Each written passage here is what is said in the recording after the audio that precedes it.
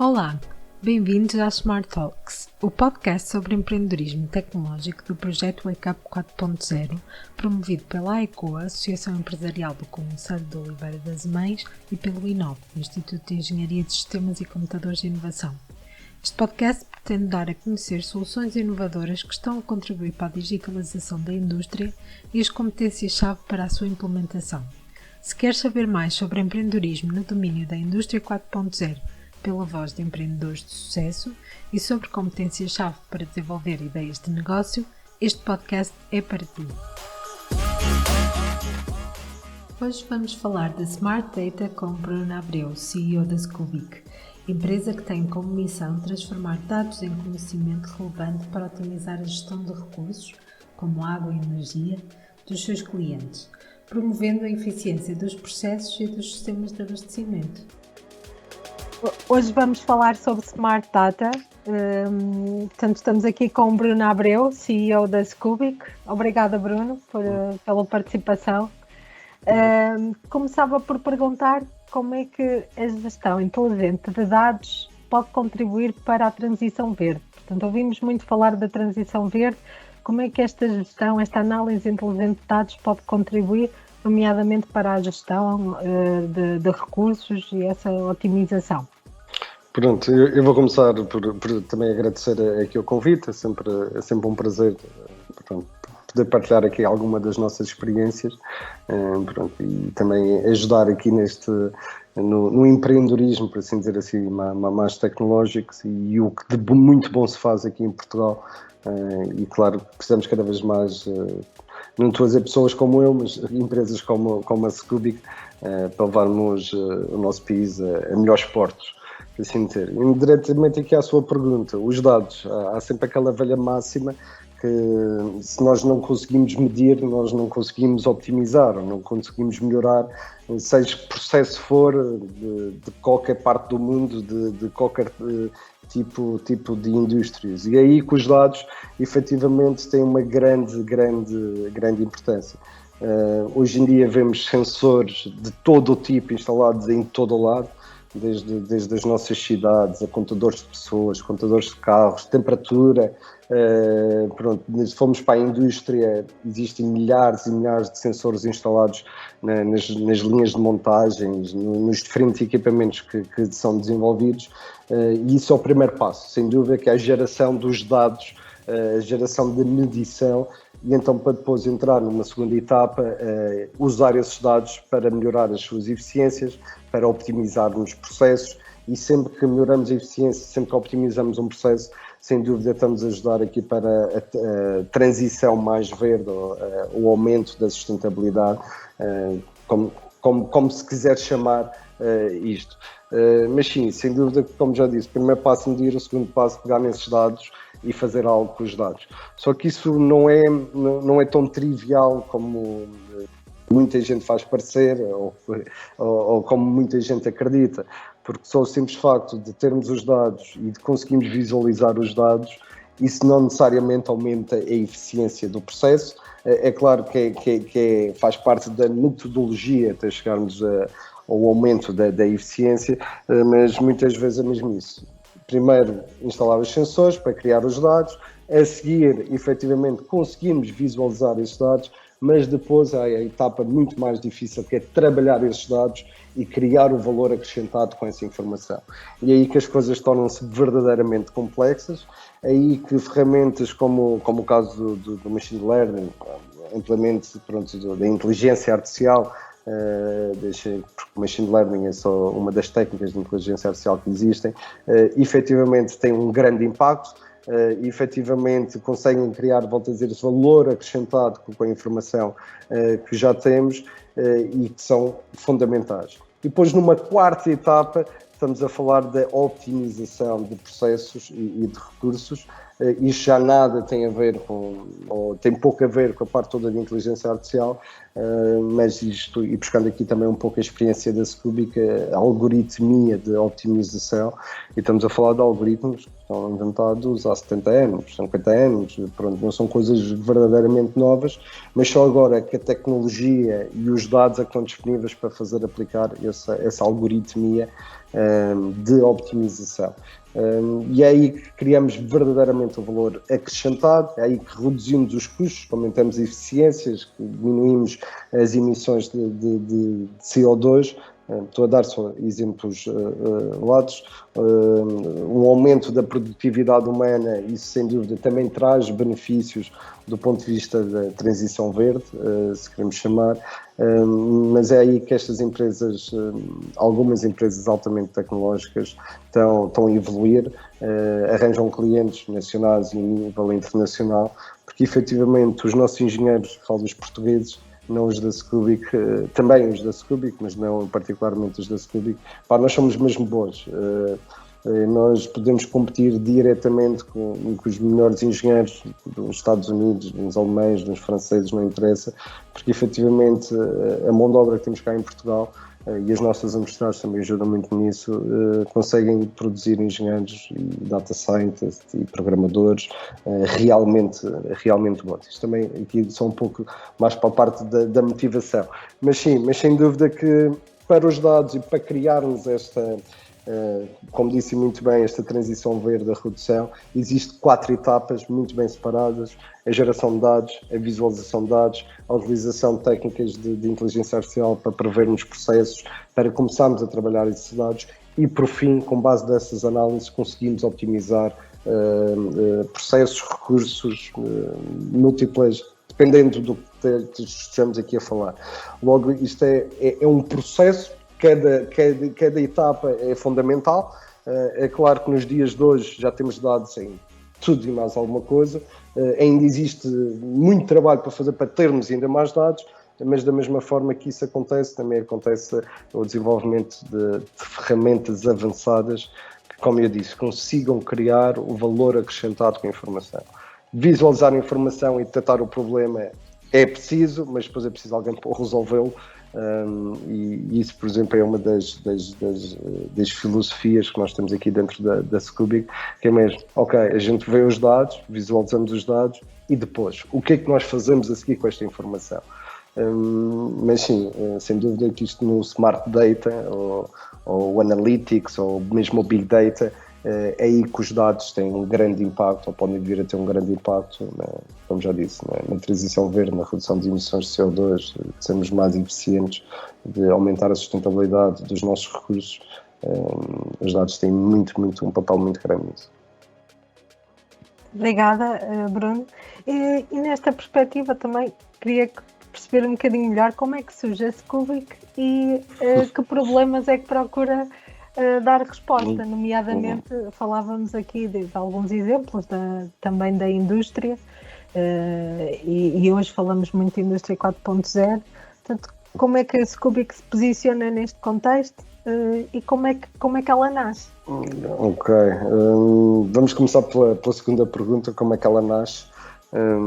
Isto tem sido uma linda aventura que começou, pode ser o seu início em 2014, por isso já temos aqui alguns anos, ou melhor, a ideia de criar a Scoobic começou em 2014, ou melhor, o nome Scoobic nem sequer existia, era efetivamente a ideia, e isto tudo começou dentro da Universidade de Aveiro.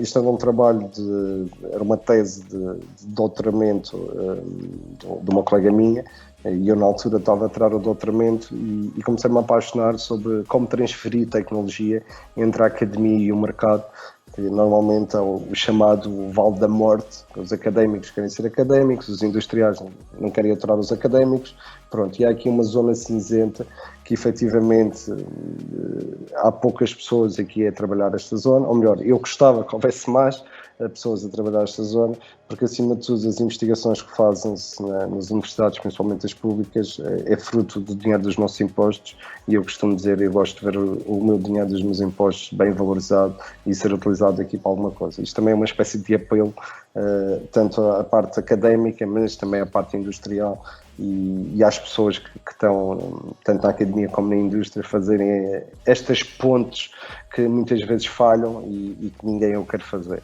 E estou a dizer isto não é particular da Universidade de Aveiro ou da região de Aveiro, não, isto é um problema mundial que existe, mas cada vez mais temos que trabalhar nisso para haver investigação básica, aquela investigação de base, que efetivamente é necessária, mas uma investigação também muito aplicada, e depois a transferência para o mercado dessas investigações. E é assim que a Scoobic nasce, num processo desse, era efetivamente ali um trabalho de investigação, que estava a fazer as suas teses, estava a gerar os seus artigos científicos, mas ninguém estava a valorizar a seguir todo esse conhecimento que estava ali a ser gerado, e eu entro no projeto, mas não do ponto de vista de engenheiro, mas do ponto de vista de gestor, mesmo para gerir todo este processo de transferência de tecnologia entre a academia e, vamos chamar-lhe, o mundo real, por assim dizer. E é assim que a Scoobic nasce, e estou a falar da Scoobic, mas conheço mais 10 ou 20 investigações que podiam ter feito exatamente o mesmo processo,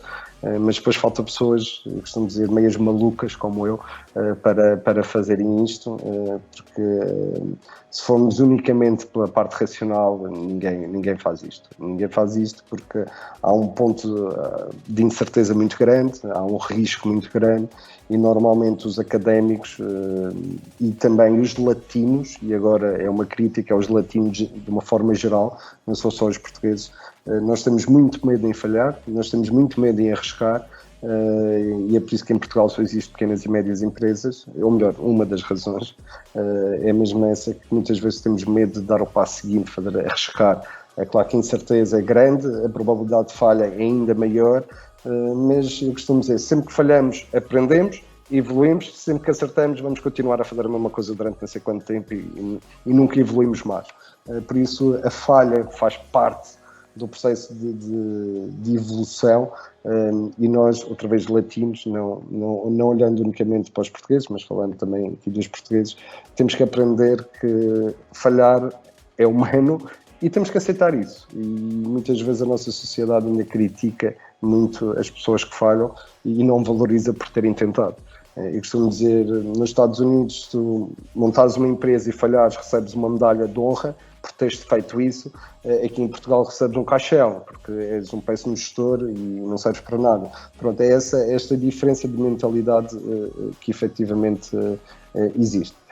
Pronto, voltando aqui à Scoobic e depois desta pequena crítica à sociedade, eu também já falhei muito, só para finalizar isso, já falhei muito e continuo a falhar, e tenho a certeza que vou falhar muito, mas o objetivo é que 90% das nossas decisões sejam corretas, garantidamente 10% vamos falhar redondamente, e por muito inteligente nós achemos que sejamos. A Scoobic nasce, como já disse, era uma tese de doutoramento. Nós estávamos a analisar o processo de distribuição de água, isto, a água que nós recebemos nas nossas casas, e toda esta água tem um início normalmente num rio, numa barragem, pronto, que é um rio, água subterrânea, mas o que as pessoas pensam que por abrir a torneira e milagrosamente sai a água, há um processo muito complexo para isso acontecer. E esse processo faz com que aqui em Portugal, isto são dados do ano passado e este ano deve triplicar, gastamos cerca de 100 milhões de euros em eletricidade para pegar na água do rio e levar até a nossa casa. Um país de 10 milhões de pessoas gastar 100 milhões de euros em eletricidade para transportar água. Eu gosto de usar o exemplo português porque é um exemplo, é fácil, 10 milhões, 100 milhões de euros, sendo que este ano esse valor, para já, ou melhor, entre este 2022 e 2023 é capaz de triplicar. Resumindo, um país tão pequenino como nós pode chegar aos 300 milhões de euros para produzir a água que nós precisamos para o consumo humano. Pronto, e identificamos efetivamente que era uma brutalidade de dinheiro, de kilowatts que efetivamente estava aqui a ser usado para isto, e num país com graves problemas de seca, com graves problemas económicos e, claro, e também energéticos, teríamos que optimizar, tem que haver uma forma de optimizar estes processos, tem que haver uma forma de conseguirmos melhorar a qualidade da água, tem que haver uma forma de conseguirmos ajudar as entidades gestoras da água a reduzir os seus custos operacionais, sendo que aqui em Portugal são maioritariamente públicas, outra vez mais, a maior parte dos nossos impostos que financiam isto, e é assim que a Scoobic nasce. Scoobic é uma empresa de data analytics, de análise de dados, pura e dura.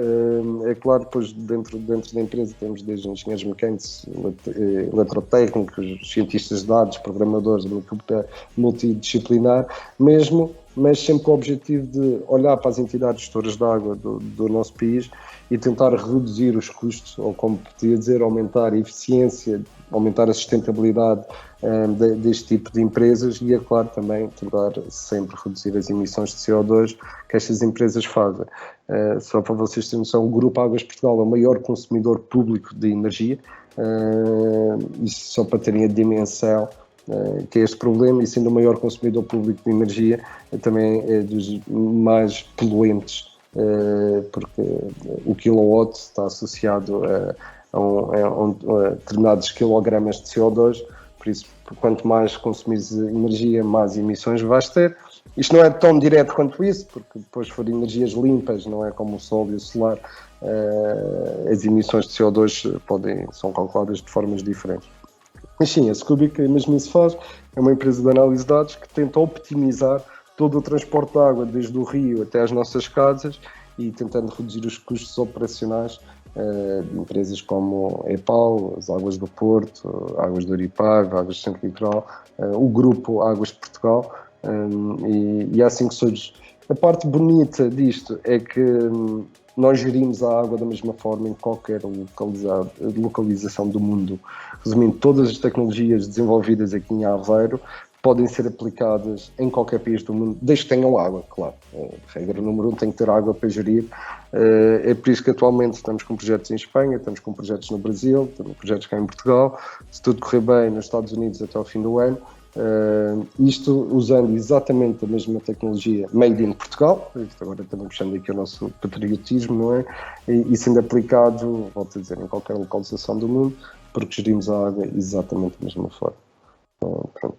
E é mais ou menos isto, acho que respondi mais ou menos à sua pergunta.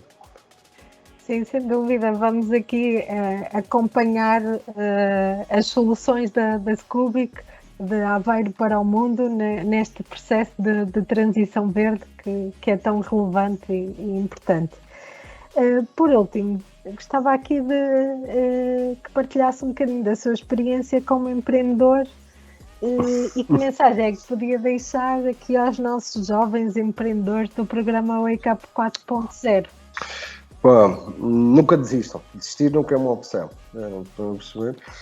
Posso-vos garantir que vai haver momentos muito negros, momentos mesmo muito maus, mas vai haver momentos fantásticos. Vai haver momentos que costumo dizer, o nosso ego não cabe na porta, por assim dizer. A satisfação é mesmo muito, muito grande, mas antes da tempestade está a bonança, ou depois da tempestade está a bonança. Mas a keyword aqui é tempestade. Resumindo, vão ter que ultrapassar muitas tempestades, independentemente do tipo de empresa que criam, o tipo de mercado, isso é certo, mas lembre-se sempre, desistir nunca é uma opção. Falhar também faz parte do processo.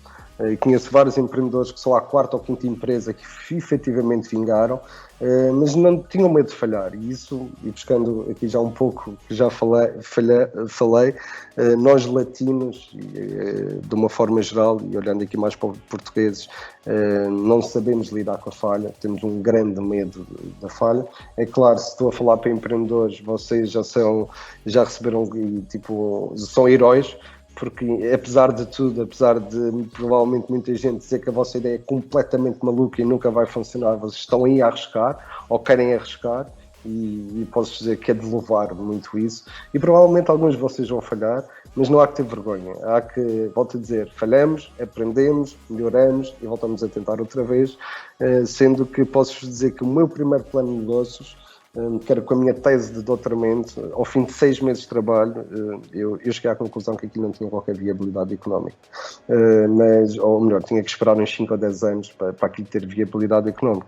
É claro, como deve imaginar, não fiquei contente, fiquei triste, mas também não desisti. Voltei outra vez, voltei a ver outras investigações, voltei a falar com outras pessoas, e voltei a pegar num outro projeto que não era a minha tese de doutoramento, que era o trabalho de outras pessoas, e hoje em dia a Scoobic está viva, está a crescer, já passou uma pandemia foi particularmente difícil para nós, porque nós chegamos ao mercado em janeiro de 2020, com o produto finalizado, isto é, uma primeira iteração, por isso o ano de 2020 ia ser fantástico. E acho que toda a gente sabe o que aconteceu depois de março de 2020.